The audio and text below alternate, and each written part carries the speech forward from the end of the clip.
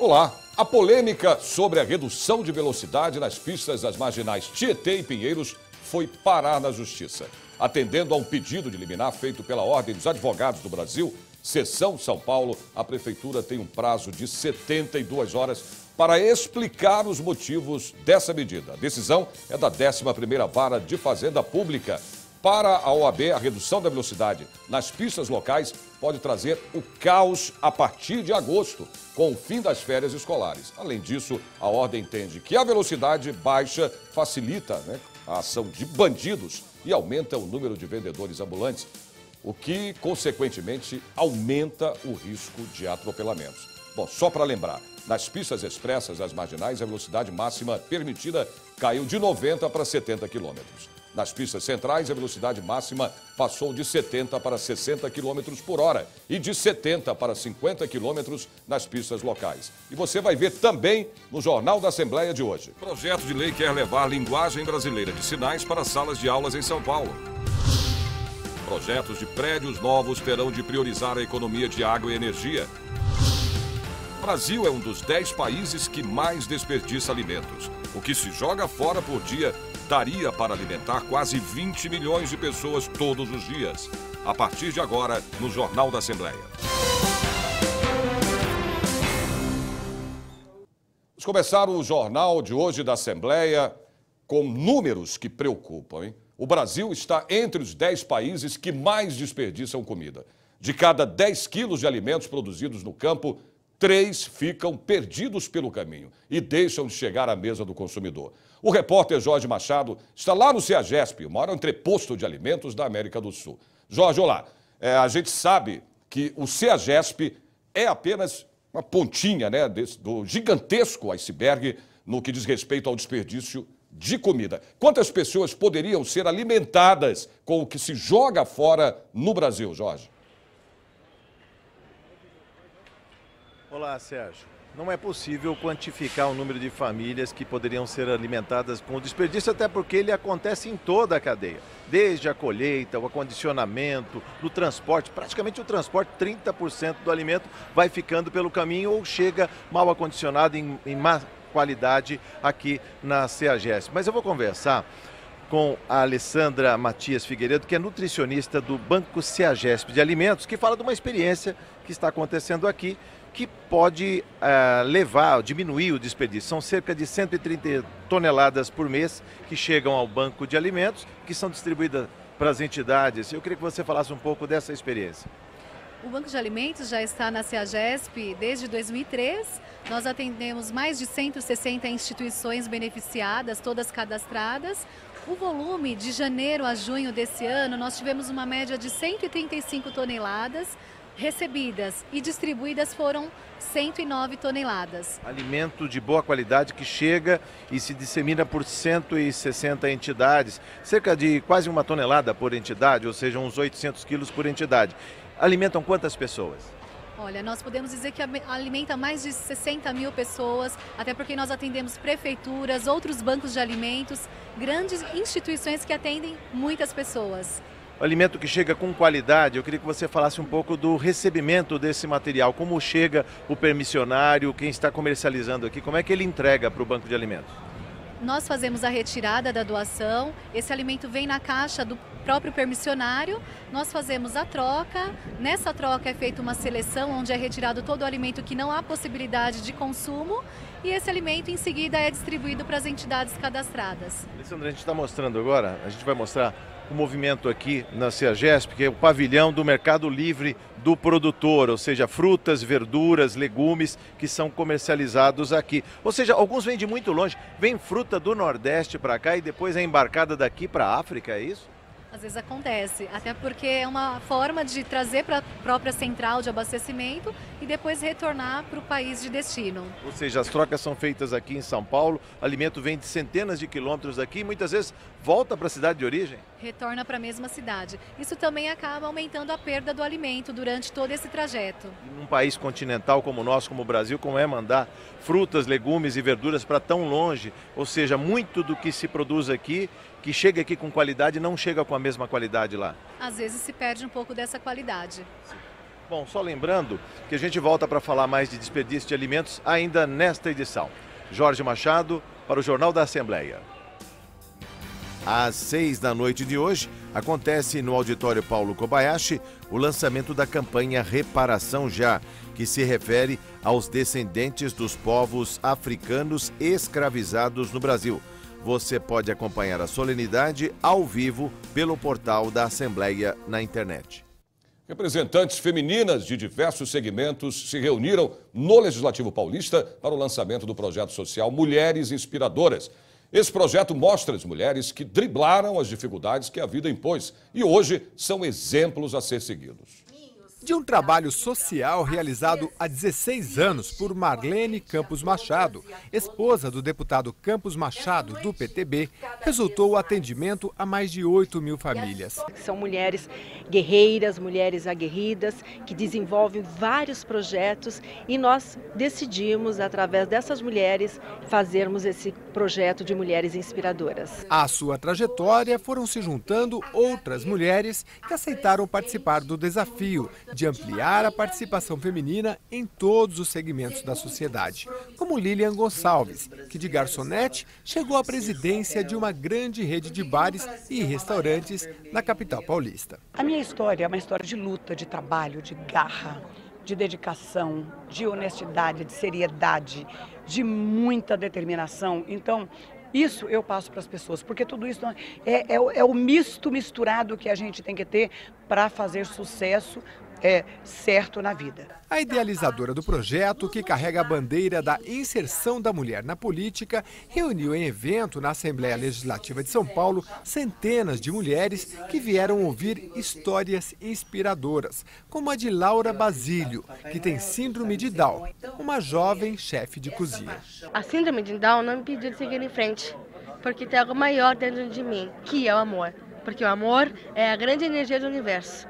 Siga em frente você também, pois todos nós podemos muito mais do que imaginamos. Basta acreditar e agir. O projeto tem por objetivo a realização de palestras e treinamentos voltados ao desenvolvimento de lideranças e ao empreendedorismo, sempre baseado em grandes histórias de grandes mulheres. Nancy Gorgulho Braga é uma delas. Aos 36 anos, voltou a estudar. Formou-se economista aos 40 e hoje é PhD em administração pela Universidade da Flórida, nos Estados Unidos. Aqui só tem mulheres inspiradoras, pela história de vida, pela conduta, pelo caminho que fez. Então eu acho que a mulher pode ser inspiradora e pode inspirar. O projeto Mulheres Inspiradoras conta com o apoio do deputado Campos Machado, do PTB. Ele prestigiou a abertura do evento e falou da importância da mulher ampliar sua participação em todos os segmentos. Mulheres que conseguiram colocar os seus sonhos acima dos seus sofrimentos. É por isso que essa noite, com esse evento intitulado Mulheres Inspiradoras, tem apenas um objetivo, segundo eu imagino, que é de enaltecer aquelas mulheres que sempre olharam para cima, acreditando que as estrelas sempre têm uma mensagem positiva, de fé, de esperança e de amor. Saber agora da previsão do tempo. O fim de semana vai ter chuva e frio na região metropolitana. O sol parece pouco no sábado e no domingo. A máxima chega aos 20 graus. Em Campinas, o fim de semana vai ter chuva fraca em áreas isoladas. Os termômetros marcam 19 graus. Em São José dos Campos, céu parcialmente nublado no sábado e no domingo. A máxima chega aos 22 graus. Em Sorocaba, fim de semana será de tempo parcialmente nublado e a temperatura cai. Pode garoar no fim da tarde de domingo, a máxima é de 20 graus. Em Ribeirão Preto não há previsão de chuva, apesar do tempo nublado e a temperatura também cai. A máxima chega aos 23 graus. Você vai ver a seguir, projeto de lei quer otimizar sistemas de energia elétrica e de água nos prédios a serem construídos em São Paulo. Os detalhes você tem depois do intervalo. Até já.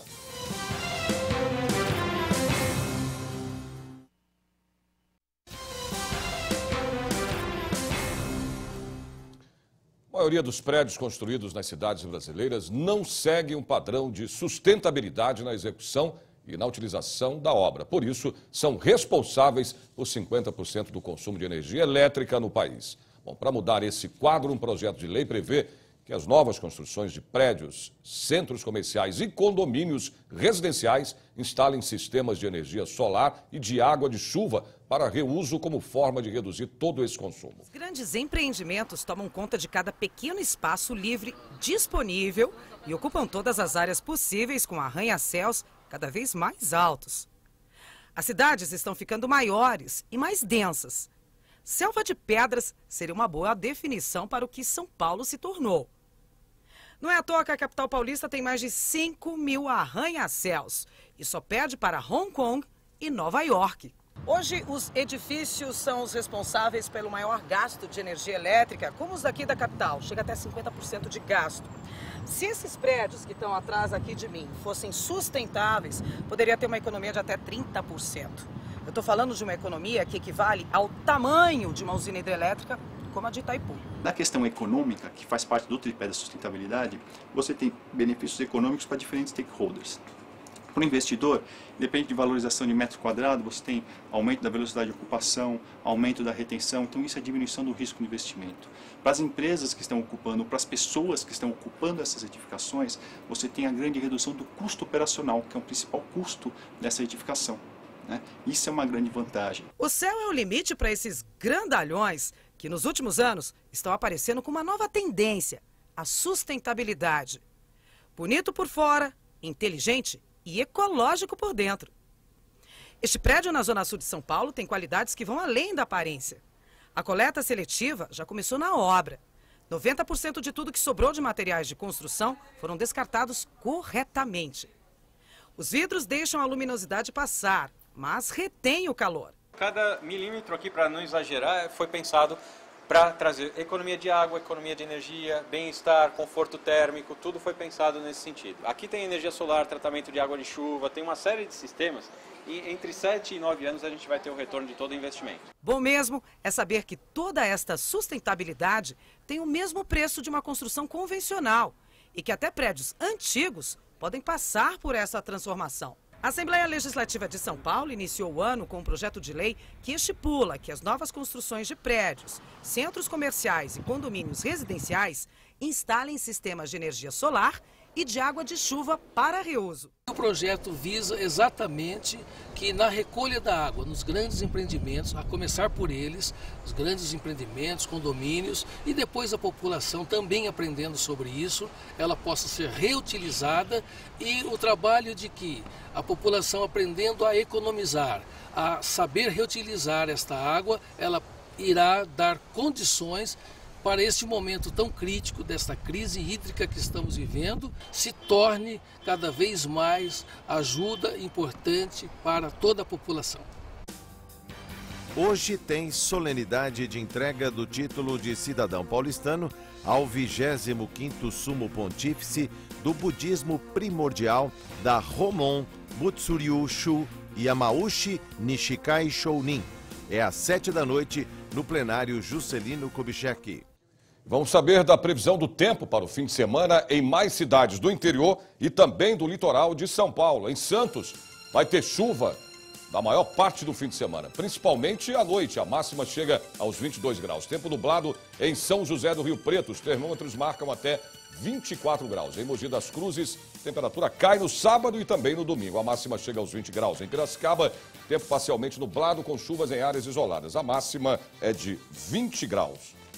E você vai ver depois do intervalo detalhes sobre o projeto de lei que quer levar a linguagem brasileira de sinais a todas as escolas, faculdades e universidades de São Paulo. Voltamos já.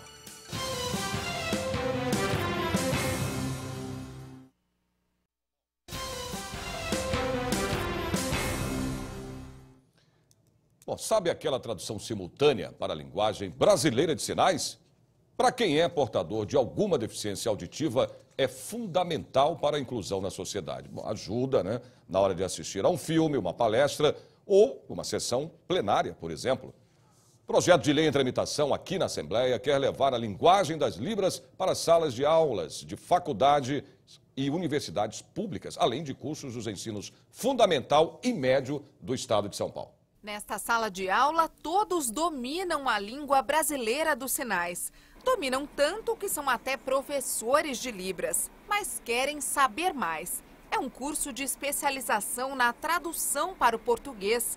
Se todo mundo se entende, a comunicação é perfeita. Menos para mim, que precisei da ajuda dos intérpretes para entrevistar o professor. Me sentir um peixe fora d'água foi um exercício para imaginar como funciona quando o contrário acontece. Num mundo lotado de palavras misturadas e faladas o tempo inteiro, imagine viver em completo silêncio. Ter por volta de 6 anos de idade, chegar numa sala de aula onde você não conhece ninguém e aí perceber que a professora simplesmente não fala a sua língua. É a mesma coisa do que só entender português e chegar num colégio lá da Rússia, que, claro, só fala russo. É uma outra língua, né?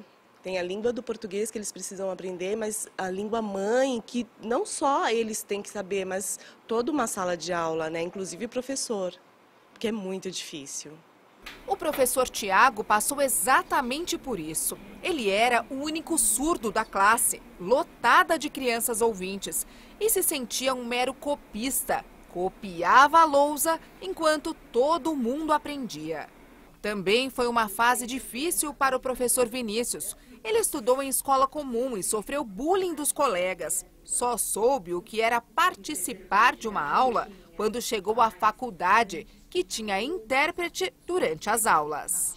2 projetos de lei do deputado Edmir Chedid, do DEM, pedem a implantação da tradução simultânea para Libras nos cursos das faculdades e universidades públicas do Estado e também nos cursos do ensino fundamental e médio.